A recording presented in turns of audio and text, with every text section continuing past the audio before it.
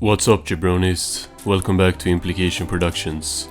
We have now reached Season 4 in this season review series, so let's get into ranking every episode of It's Always Sunny Season 4.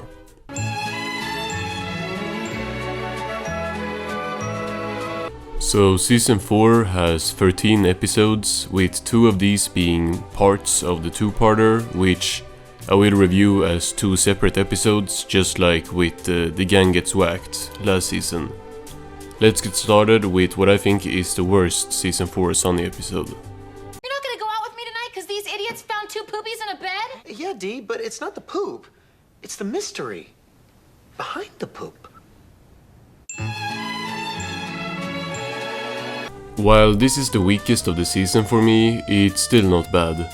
Season 4 does not have any episodes I really dislike, but Who Pooped the Bed is definitely my least favorite. I just kind of can't agree with Frank on this one. Because poop is funny. I guess poop is very funny. Poop is It is kind of, but not by itself. What I do like about this episode is the plot being this murder mystery about something so ridiculous as Who Pooped the Bed. I think I might have liked this more as a side plot in another episode, but yet again not bad. Who Pooped the Bed has some funny jokes, but compared to the rest of the season I don't think it can compete. I'm putting the second part of this two-parter further down the list. The 2 parts are pretty separate here, and I think the second one has some good stuff, like the funeral, Frank in general, as well as Mac and Charlie hiding above the bar. But then it's just weaker than part 1 for me. I think Dennis' plot with John is just okay. The conclusion is great though, with Frank and him being set up. There is no way I can picture that as a girl. But it's not my favorite plot, and the same goes for Dee's plot. I think part 1 is just better. You do not go on a manhunt. Screw you. Yeah. This is one of the most out there episodes of the whole show, with both the main plots being crazy. Dennis and Mac wanting to hunt another man. We are going to hunt you cricket. Why? I'd spend a lot less time asking questions and more time running. Yeah. What happens if I get caught? Ooh, don't get caught. Don't get caught. The cannibal plot of Dee and Charlie is pretty good as well. Frank confusing his life with Rambo is also funny, and I think how the plots connect in this one works well. Not anything crazy though, but all plots got good jokes, and the episode has a strong theme of killing and eating people. What is the best way you can help other people? The best way in the world to help other people? What would Ty Pennington do? What would Ty Pennington do? This does not feel like a Season 4 episode to me. The gang here feels much more like their later series selves, with them just being monsters. Breaking into this poor family's house and kidnapping them, and everything really, it sticks out in this season. I don't dislike it. I feel like this one might be a bit too harsh to the, what are they called, the Juarez family? Something I really like with Sunny is how you can still sympathize somewhat with these terrible, horrible but likable characters, because most of the time they just do all the damage to themselves. Except for Cricket and the waitress, of course. The family does get Frank's mansion by the end, which is a good conclusion that saves the episode a lot for me.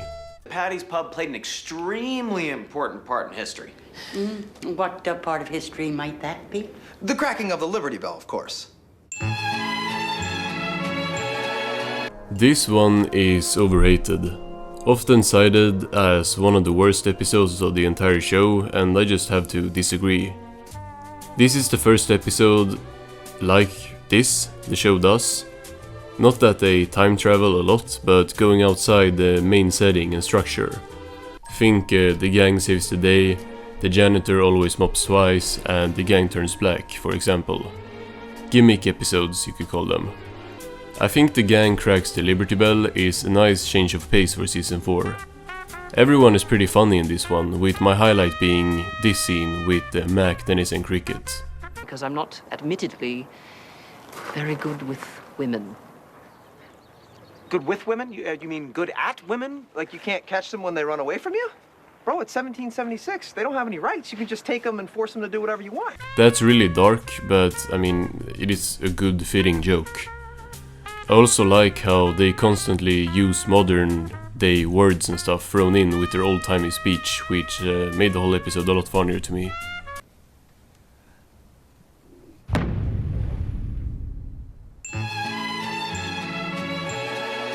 Part 1 is above Part 2, like I said, because it has more of the good stuff. I think Dennis and Frank's plot is stronger here than in Part 2. Orgy. And Mac and Charlie are hilarious here. The car scene is legendary, and Mac having brain damage for like half the episode is also very funny. I think that plot in general is kind of amazing. I also like how that plot is connected to last season, with Mac's dad still wanting to kill them for turning him in Dennis looks like a registered sex offender. I will find this guy and I will kick his ass. You know why? Because you and I are best friends. He's onto us. This episode is really interesting to me, with it only having 4 characters and just 3 out of the 5 main characters. But it really works. This show could just use like 2 characters and have them talk for the whole episode and it would still be funny. The plot is very funny here as well, with Mac, Dennis and Charlie having this back and forth side switching thing with them all teaming up against each other to be best friends.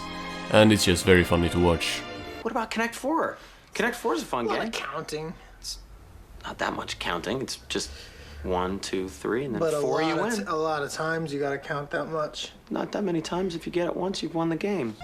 I also think the whole misunderstanding plot is... it works well here, which is a plot I usually don't care for. But the Project Badass tapes and the Dennis sex tapes, it connects like beautifully here. Also this. Well, Max K. I'm being really serious, you guys. I need some help. Good one. Yeah, God, what is her problem? Probably the most iconic Sunny episode just for the meme, but everything around that plot is amazing. Charlie and Mac getting office jobs, or job singular, was a genius decision for a plot. They are the dumbest ones in the show and it works so well. So much iconic lines and A-tier jokes. Who? Barney. He's the guy who tipped me off to Pepe Sylvia. Barney? Who the hell is Barney? You don't see Oh, shit. What the hell did he... You've lost your mind. You've lost your goddamn mind, Charlie! Unfortunately, I don't think the rest of the episode is quite up there. Dee and Dennis's plot is pretty funny, but it drags down the episode for me, since, while it is pretty funny, it cuts away from like the funniest thing ever. Frank's plot is alright. It's a smaller plot, he don't get it like a lot of screen time, and he is hilarious in the cold open. Having reviewed every bar in Philadelphia, I hereby officially declare Patty's Pub to be the worst bar in Philly.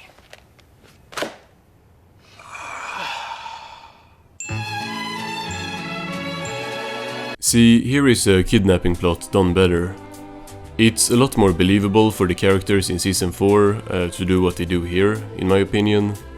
Of course it would be Charlie who would do something stupid to try and solve a problem, and now the whole gang are accomplices and, well, have to try and calm things down. I think the writer's actor did a good job, and his back and forth with everyone is very funny. The toilet scene is hilarious, and when they kidnap his neighbor, it gets even more crazy fun. I do feel bad for the cat though. The neighbor as well, of course, but I was stressing out about his cat on my first watch.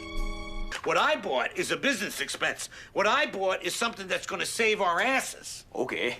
Yeah, all right. What'd you get? I bought a billboard. The first band episode of the show, and one of the best ones for sure. I think the plot that got the episode banned is very good. Dee and Charlie making viral videos, which of course ends up with her doing like no faces and stuff.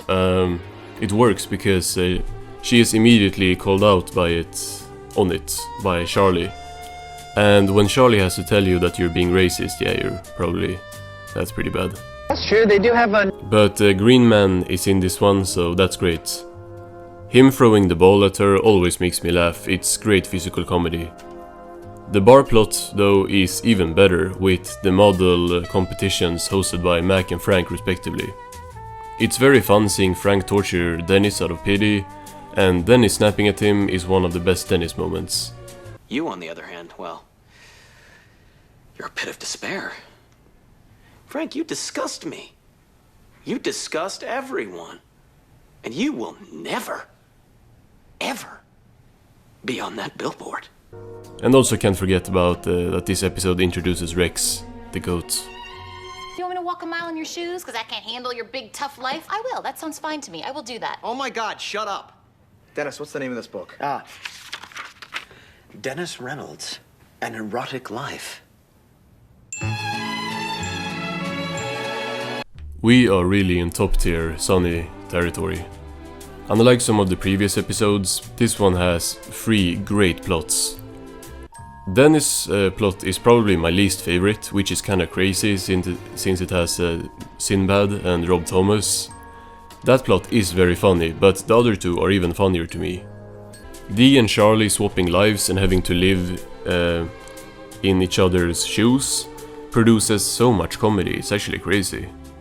The stand-up scene is probably in my top 5 of the season. I lose it every time Charlie goes up there. Mr. Charlie Kelly! So you guys, you ever eat cheese? Cheese is a funny thing. Cheese is a strange thing. I always wonder, like, what is cheese? Where does it go? And then the scene in Charlie's apartment with Charlie and Dee's back and forth, it's just perfectly written dialogue. And we can't forget about Frank coming in to just eat cat food.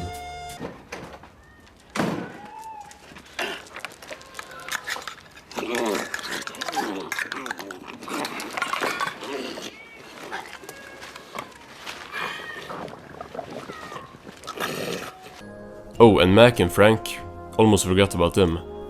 The bovine, Jovi, and the head shaving, and the cinema scene.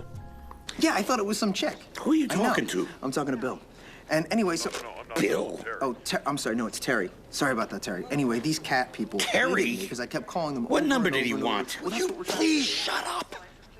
Yeah, I got some dick in a movie theater giving me You shit. turn around like that. Yeah. Not gonna lie, the cinema scene might be even funnier than the stand-up one.